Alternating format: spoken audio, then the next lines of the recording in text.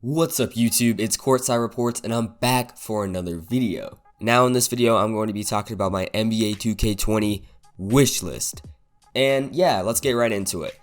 At number 5 we have lockdown defenders. Now, I like the idea of a lockdown defender, Obviously it's a different archetype system this year, but I like the idea of the lockdown defender, somebody who's really good at defense. Now, on the other hand, lockdowns this year have been out of control. If you have a good jump shot on and you're locked down, you'll be pulling up in people's face from half court, going and dunking on people, and even taking ankles occasionally. The lockdown defender is basically an all-around player, which that just can't happen. Honestly, I'm sick and tired of being dunked on by lockdowns when I'm a center, and especially on my guard. I cannot guard lockdowns when they're like a small forward or something. I cannot guard them. It's just... yeah, it gets crazy, and if you would glitch the elite dribble moves on the lockdown, you basically have an all-around build who can do anything. Number 4, we have contested layups. I understand if you're a pure slasher and a center's contesting your layup and it goes in 50 to 60% of the time if it's a heavily contested layup.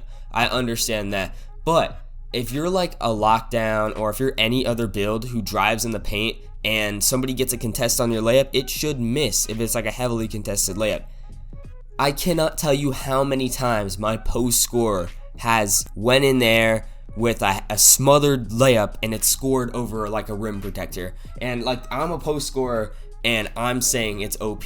Nobody should be making a layup super contested unless they're a pure slasher, and even then they should miss sometimes. At number 3, post scorers. Okay, more specifically post scoring takeover. I made a post scorer when the game came out, and I chose the post scorer not because I knew they were going to be cheesy, but because I wanted to be a big man who could, do a little bit of movement in the post, get some little flashy post spins, post drop steps, some cool moves in the post, Look, I was really excited to do the post moves, but it's gotten out of hand, okay? Especially with post scorer takeover. I don't get why they implemented post scorer takeover in this game. It is so OP. You could literally body people off the ball. If you do a drop step on takeover, you will throw your defender out of bounds. It's crazy. Honestly, it is really crazy. I think post scorers are fine if you take away their takeover and you take away their little cheesy, that cheesy little speed boosting spin. If you take both of those away, then I think post scorers are fine where they are, and the contested layups as well. But if you take all 3 of those things away, I think you don't even need to nerf post scorers anymore after that, because then it turns into a fun build. And if you get to do some cool hop step, shimmy hooks, post fades, it's really fun to do that. And it sucks that post scorers have been exploited this year. At number 2, we have jump shots, and specifically big men shooting jump shots. I cannot even tell you how many times a pure glass, especially on my guard, a pure glass has pulled up from 3 in my face and has greened it, or even full whited it and it's gone in. The jump shots this year are crazy, okay? I think 2K is doing a lot to fix this. I've seen Mike Wang on Twitter tweeting about how they've sort of fixed jump shot animations for big men and they can only use set shots, which I 100% agree with. No pure lockdown or pure rim protector should be going up and pulling up over somebody's head and hitting the 3. I really like that big men can only use set shots because it's the same way with the dribble moves. Big men are not allowed to use elite dribble moves. Big men are not allowed to use elite dribble moves because it would be OP, and those dribble moves are reserved for smaller playmakers. So I think that the jump shots should be the same.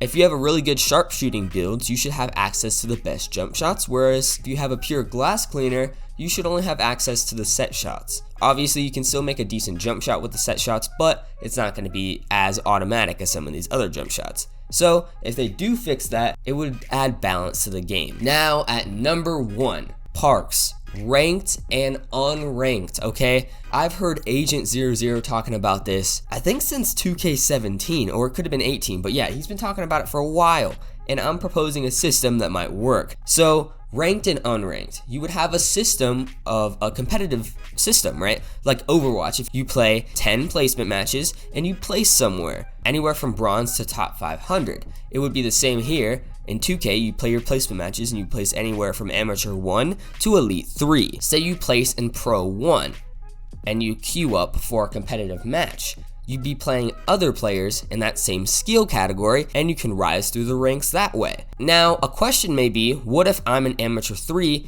and I want to queue up with my Elite 3 friend? Well, I think that's a little OP, considering that you would probably be playing a bunch of pros. My proposition is you'd have to be 2 or 3 ranks away from your friend to play with him. So say you have an Amateur 3, you're only allowed to play with your friend if he's a Pro 3 or lower, if that makes sense. So that would make the game more balanced, because then you'd probably go up against Pro 1s and Pro 2s. It would just make the game more fun for everybody. Now in Unranked, it'd just be the same as the neighborhood. You can go walk around, it's fun. Yeah, you can just have that neighborhood feel. So I think that'd be a cool system. And I mean, Overwatch has been really successful for quite a while now, and I think this would make 2K more interesting, and it would help player retention, meaning more people would actually want to play the game because you have something to grind for, if that makes sense. You want to get to Elite 3 in Ranked, and maybe in Unranked, you just want to go and flex that, oh, I'm an Elite 3 in Ranked, because it would show up on your profile or something. Something like that. It would just be something really cool. And yeah, that's it for this video, and I hope to see you guys in the next video. Make sure to subscribe and hit that like button, and I'm out.